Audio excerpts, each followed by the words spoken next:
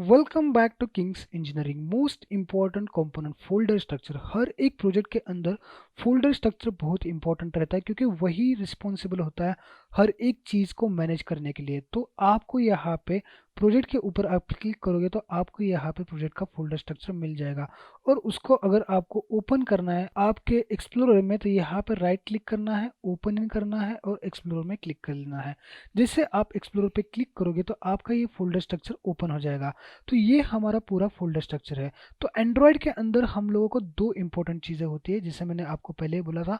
एक तो Java language जो कि हमारा ब्रेन डेवलप करेगी, हमारा लॉजिक डेवलप करेगी, और सेकंड रहेगा हमारा यूआई जो कि हमारा रिसोर्स फोल्डर के अंदर रहेगा। अगर आप इस ऐप फोल्डर के अंदर आते हो तो यहाँ पे आपको कुछ इंपॉर्टेंट फोल्डर्स मिलेंगे।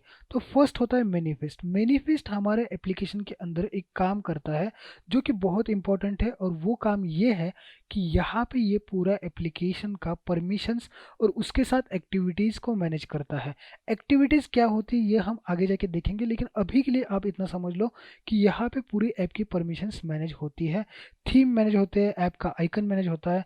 और इस फोल्डर का हम लोग ज़्यादा कुछ एडिट नहीं करते, लेकिन जहाँ पे भी परमिशन लगेगी हमें, जहाँ पे भी रिक्वायर्ड लगेगी permission, for example location, internet, wifi, इन सब चीज़ों का हम लोग यहाँ से एडिट कर सकते हैं।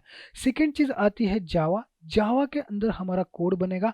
तो जावा की एक्टिविटी यहाँ पे क्रिएट होगी, यहाँ पे एक क्लास क्रिएट होगा जावा का, और मल्टीपल क्लासेस यहाँ पे क्रिएट हो गया एज अ एक्टिविटी के डिपेंड। तो एक्टिविटी हम आगे देखेंगे तो आपको ये क्लियर हो जाएगा। अभी तक दो फोल्डर हो गए, एक मैनिफेस्ट और यहाँ पे जावा। ये जावा जो आपको मेन एक्टिविटी 2 दिख रहा है, ऐसे मल्टीपल क्रिएट हो गए।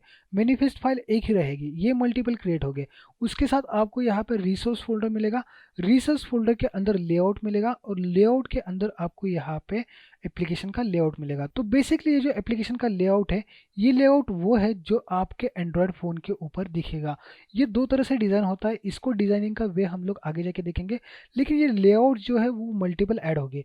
फॉर एग्जांपल होम पेज के लिए अलग लेआउट रहेगा, या फिर लॉगिन पेज के लिए अलग लेआउट होगा। तो ये अलग अलग लेआउट डिज़ाइन होंगे, इनके भी कुछ रूल्स है, तो वो रूल्स भी हम लोग आगे जाके देखेंगे। उसके साथ यहाँ पे ये ड्रॉवेबल्स होते हैं। ड्रॉवेबल्स यानी कि हमारे आइकन्स। मिन मैप होते हैं, मिन मैप के अंदर भी हमारे आइकन्स आते हैं जो कि मोबाइल का आइकन होता है। फिर उसके बाद वैल्यू आती है, वैल्यू के अंदर हम लोग कलर कोड्स लिखते हैं। उसके साथ यहाँ पे स्ट्रिंग्स भी लिखी जाती है, थीम्स डिसाइड किए जाते हैं, और एक्सएमएल के अंदर हम लोग कुछ एक्सएमएल फाइल स्टोर कर सकते हैं। एक्सएमएल एज एक डेटा स्टोरिंग लैंग्वेज है, इसका यूज यहाँ पे हम लोग यूआई डिज़ाइन के लिए करने वाले हैं। और एक्सएमएल जो है वो इस कोर्स के अंदर हम लोग कोडिंग वाइज नहीं देखने वाले हैं, क्योंकि इस कोर्स में मैं आपको इजीली समझाना चाहता हूँ सभी चीज़ें। तो फर्स्ट जब आप जावा के साथ बहुत अच्छा से इंटरेक्शन कर पाओगे, जावा के साथ एंड्रॉइड स्टूडियो को समझ पाओगे, तो आप यहाँ पे ऑटोमेटिकली आप कोड भी यूटिलाइज करके यहाँ पे एक्सएमएल भी डिज़ाइन कर सकते हो। लेकिन मैं आपको यहाँ पे ड्रैग एंड ड्रॉप वाला मेथड बताने वाला हूँ। तो ये कुछ इंपॉर्टेंट पॉइंट्स थे हमारे फोल्डर स्ट्रक्चर के बारे में।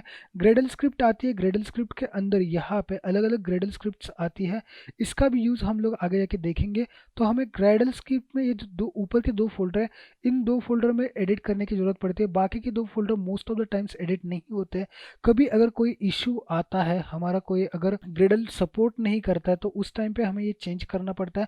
बाकी टाइम पे तो हमें ये दो फोल्डर ही यहाँ पे काफ़ी होते हैं डिपेंडेंसी और ये सब चीज़ें ऐड करने के लिए। तो आई होप आपको यहाँ पे फोल्डर स्ट्रक्चर बहुत अच्छे से समझ में आया होगा।